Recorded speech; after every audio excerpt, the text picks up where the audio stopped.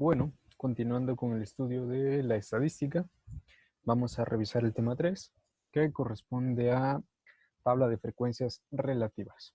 Y vamos a ver de qué trata esto. Comenzamos. ¿Qué es la frecuencia relativa?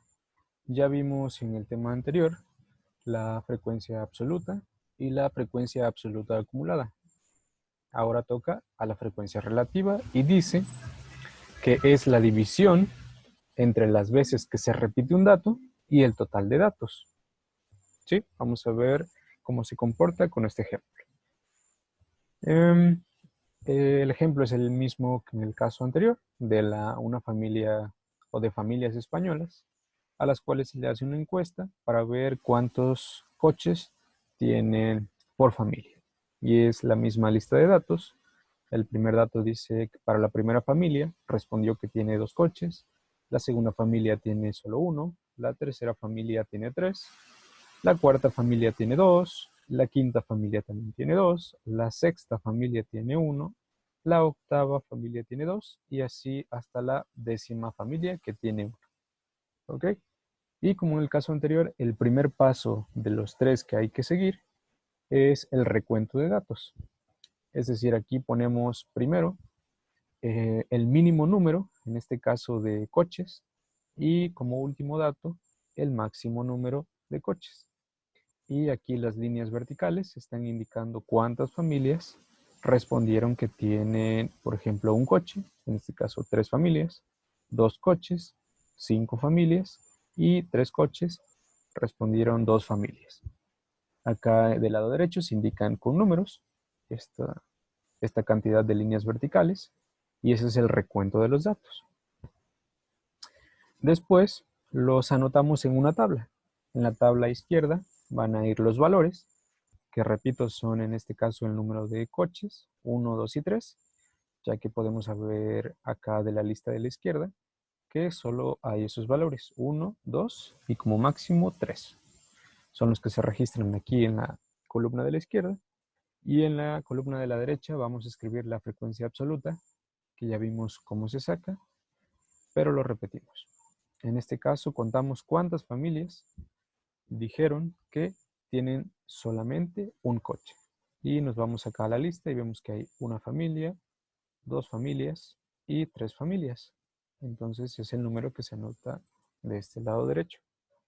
Lo mismo para el número de familias que respondieron que tienen 2 coches. Y los contamos de acá de la lista de la izquierda y tenemos 1, 2, 3, 4 y 5 familias. Y es lo que se anotó del lado derecho. Y por último, las familias que respondieron que tienen 3 automóviles, 3 coches, que fueron 1 y solamente 2 familias. Y es lo que se anotó del lado derecho. Sumamos estas 3 cantidades para que nos dé el total de datos.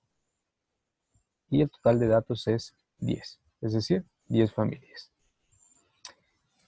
Y por último, el paso 3 es acomodar las 2 columnas que acabamos de escribir, la columna de valores, la columna de frecuencia absoluta y ahora el cálculo de las frecuencias relativas en una tercera columna, que como se dice acá arriba, dice que es la división entre las veces que se repite un dato y el total de datos. Ya tenemos aquí las veces que se repite un dato, es decir, la frecuencia absoluta de cada uno. Y por último, hasta el final de esa columna tenemos el total de datos. Entonces la frecuencia relativa es simplemente la división.